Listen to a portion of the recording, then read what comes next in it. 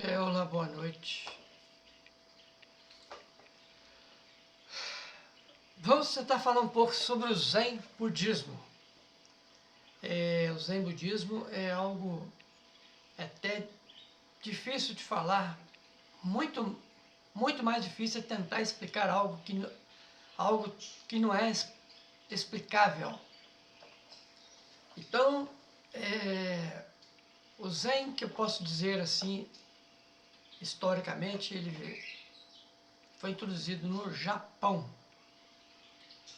Então, os mestres, quando se fala Zen, é japonês. Então, existiu muitos mestres Zen no Japão. Eu não vou falar o nome deles porque são muitos. Mas Suzuki foi um dos famosos, professor Suzuki, que introduziu o estudo do Zen aqui no Ocidente. Tem o livro dele, que é conhecido esse livro aqui, ó. Quem quiser se aprofundar no Zen, ou na introdução, esse é o Suzuki, famoso. E também temos um norte-americano que esteve no Oriente, que estudou as filosofias orientais. Então ele estudou o Zen também, e lançou esse livro, O Espírito do Zen, que é Alan Watts, professor Alan Watts. Então tem livro dele de taoísmo, do Zen, tem livro dele do Vedanta e taoísmo. Então ele tem essas noções todas aí. Então o Zen, ele não pode ser explicado através de palavras, de técnicas, metodologias, não tem formalidades, não tem como explicar o Zen. O Zen é o que é o fato. Então, por exemplo, eu olho para uma árvore, é o Zen. Eu olho para as flores, é o Zen. Eu olho para a vida, o sentir a vida, é o Zen. Entendeu? Então eu vou ver se eu pego alguma historinha aqui, que tem os famosos koans, que é uma espécie de judô psicológico, onde põe fim à mente. Então não são coisas assim, por exemplo, vou fazer um koan aqui. Vou falar um koan, né? É possível,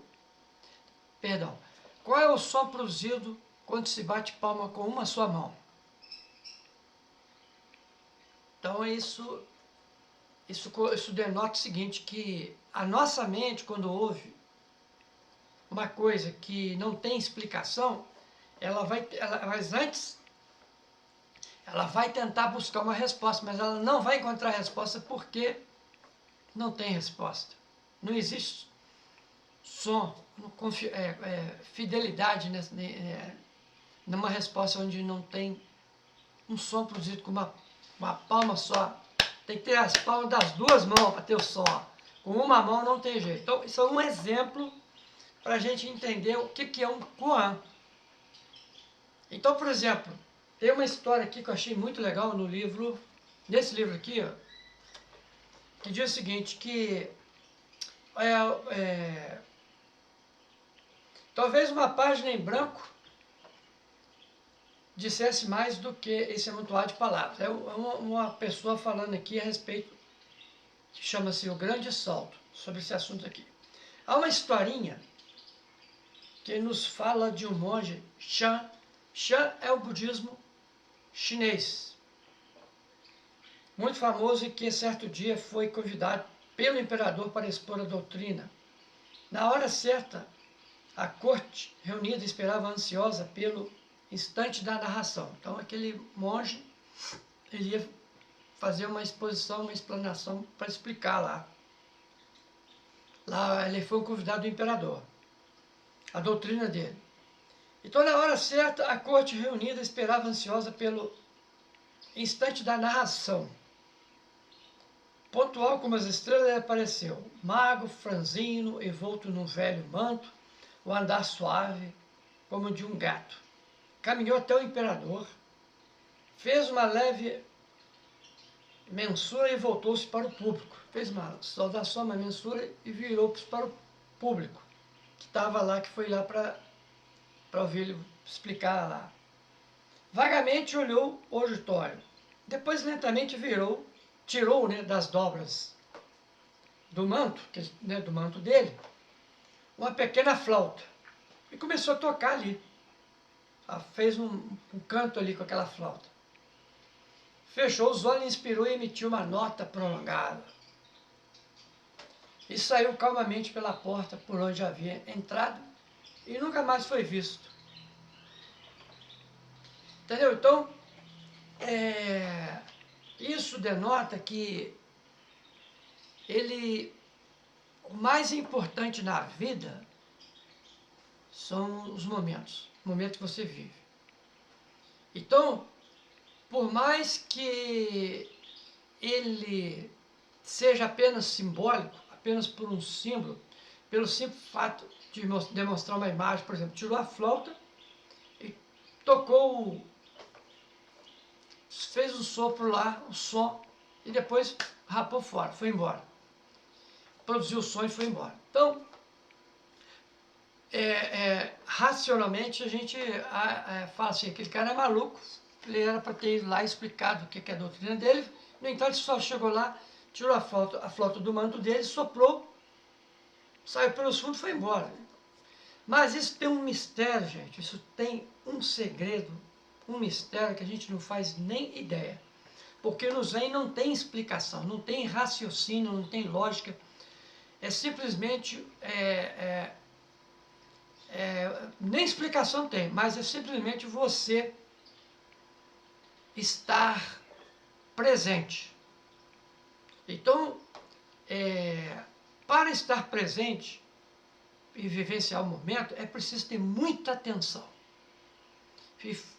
Então, aquele instante que a flauta foi soprada, para quem estava atento no auditório, estava no aqui e no agora, estava com a sua consciência atenta, plena, né? Atenção plena, ele entenderia perfeitamente o que aquele simbólico ato que aquele monge Chan fez ali. Então, há uma lição muito grande, o seguinte, que muitas das vezes a verdade, conforme diz o próprio Krishnamurti, a verdade é uma terra sem caminho, não há caminho para a verdade.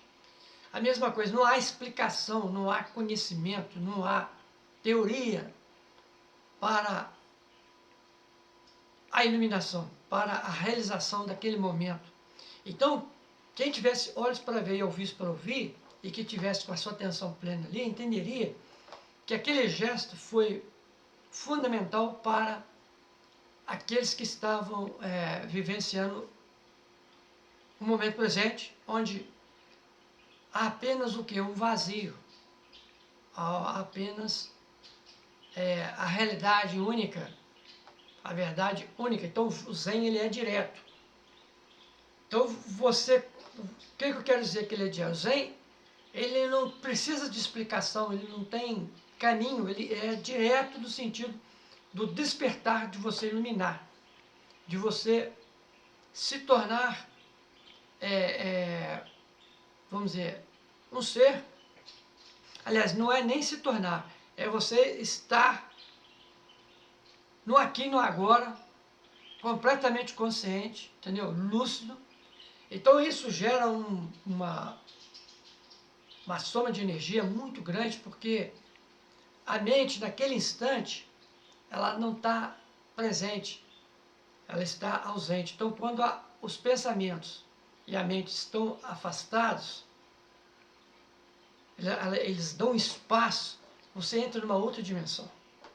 Então, essa outra dimensão é uma percepção muito além desse mundo fenomênico, além dessas que nós vibramos aqui.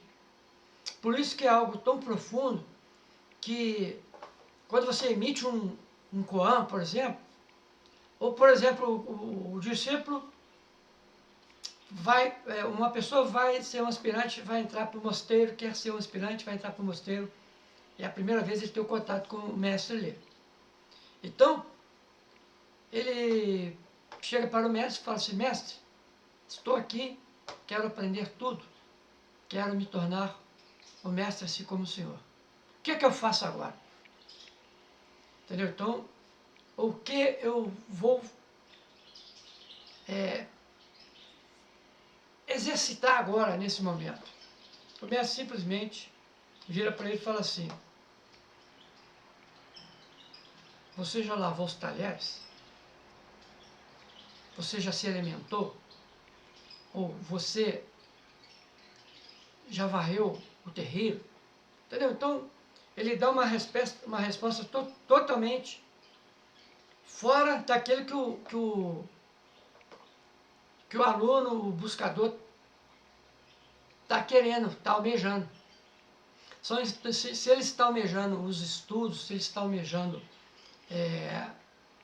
toda aquela devoção, toda aquela explicação, tudo aquilo, aquela retórica de mestre, então ele vai ficar surpreso porque a resposta vai ser totalmente adversa daquilo que ele está pensando, que ele está almejando buscar. Então o Zen, ele se torna incoerente nesse sentido, porque muitas das vezes não se dá a resposta, não recebe-se a resposta como se esperava. Vou ver se eu acho uma historinha para ficar melhor isso aqui, explicar um pouquinho melhor. Então, gente, para fechar esse assunto aqui, eu vou contar duas anedotas aqui para ficar fácil o entendimento. Depois eu vou fazer mais outros vídeos do Zen. Por exemplo, o mestre Wu Tzu disse, deixe-me apresentar um exemplo tirado de uma fábula. Uma vaca passa por uma janela. A cabeça, os chifres e as quatro patas passam com facilidade. Mas somente a cauda não consegue passar. Por que não? Ou então, um monge chega ao mestre Shao Shou e pergunta, acabei de chegar a este mosteiro. Poderia o senhor, por favor, dar-me alguma instrução? Aí, né? É mais ou menos o que eu tinha falado antes lá. O mestre responde, já comestes ou não? A refeição matinal? Sim, já o fiz, senhor. Então lava as suas tigelas. Disse que, como resultado desta conversação, o monge se tornou um iluminado. Seja isso loucura ou não, permanece o fato de que o Zen influenciou profundamente toda a cultura do Extremo Oriente. É pela tradição do Zen, para o pensamento e a ação, que podemos testar o valor do espírito interior, apesar de poder parecer-nos incompreensível. Então, chega assim, a ser uma coisa assim, bem incompreensível até, inexplicável. Mas isso demonstra que, igual tem os koans, tem a prática do Zen, é conhecido como Zazen, vai ficar, a pessoa senta. O certo é ela sentar e permanecer em silêncio. Então, ela começar a observar os pensamentos que passam e não dá confiança a nenhum deles. Então, isso aqui é só uma introdução para a gente procurar entender o fundamento do Zen, mas eu vou colocar algumas coisinhas mais interessantes aqui, mais profundas, para a gente entender um pouco melhor isso aí. Um abraço, fica com Deus, muita luz, muita paz.